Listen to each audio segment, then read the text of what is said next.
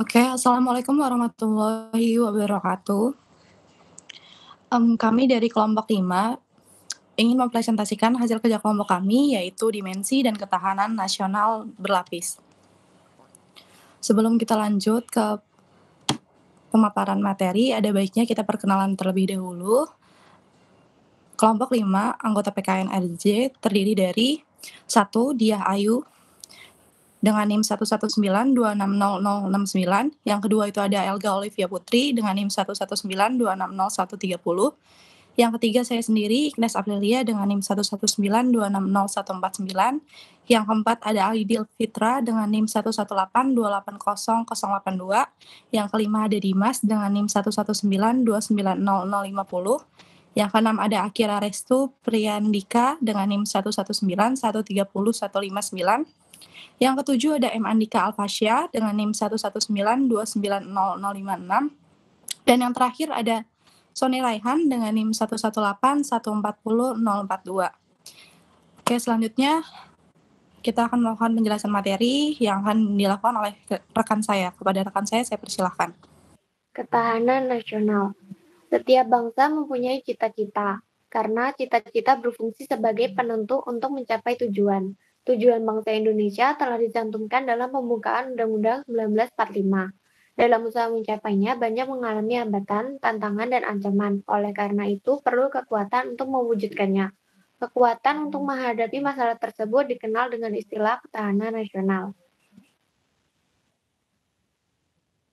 Ketahanan berasal dari asal kata tahan yang berarti menderita, tabah, kuat, dapat menguasai diri, tidak kenal menyerah. Ketahanan berarti berbicara tentang perihal kuat, keteguhan hati, atau ketabahan.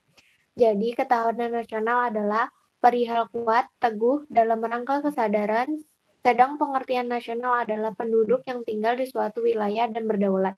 Dengan demikian, istilah ketahanan nasional adalah perihal keteguhan hati untuk memperjuangkan kepentingan nasional.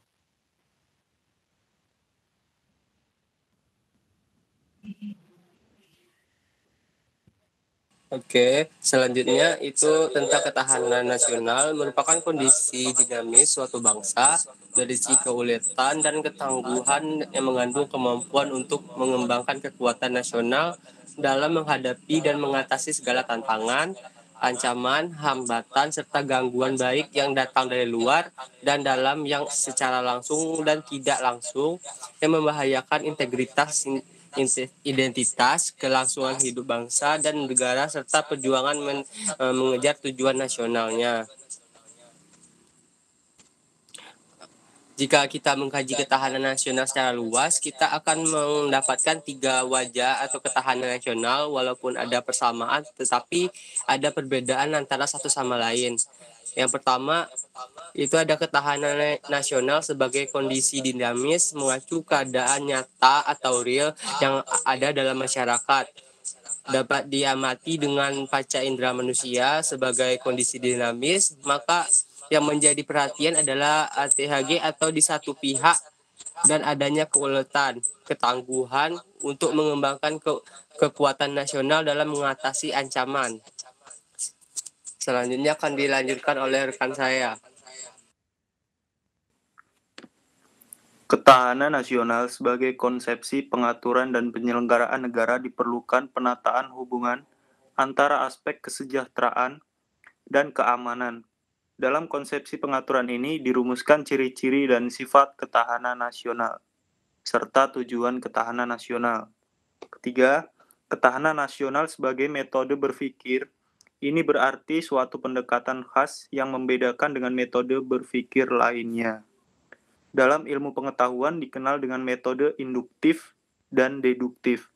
Hal ini juga dalam ketahanan nasional dengan suatu tambahan yaitu bahwa seluruh gatra dipandang sebagai satu kesatuan utuh menyeluruh. Oke, di sini ada jenis ketahanan nasional dimensi, itu ada 5. Yang pertama ketahanan sosial, kedua ketahanan ideologi, ketiga ketahanan ekonomi, keempat ketahanan politik, kelima ketahanan budaya.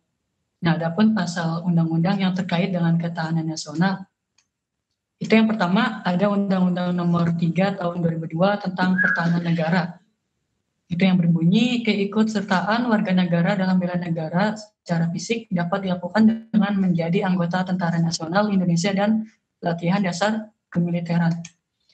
Yang kedua, yaitu Undang-Undang Dasar 1945 Pasal 27 Ayat 3 dan Undang-Undang Nomor 3 Tahun 2002 tentang Pertahanan Negara.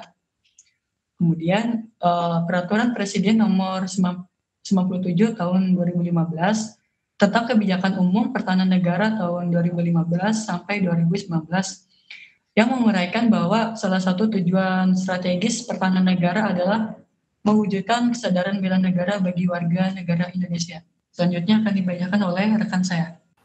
Selanjutnya, kasus kerusuhan di Maluku yang berkaitan dengan ketahanan nasional. Kerusuhan di Maluku menuntun perhatian dan kepedulian semua pihak dengan lebih sungguh-sungguh.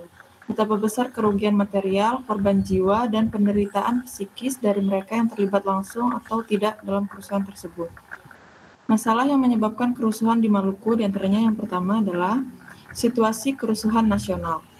Situasi politik nasional pasca SI ditandai dengan pertarungan dua kelompok, yaitu kelompok reformis dan yang pro-demokratisasi, anti-KKN, dengan tujuan menggagalkan pemilu dan menciptakan disintegrasi sosial, budaya, dan nasional. Selanjutnya, yang kedua, ada kelompok radikal.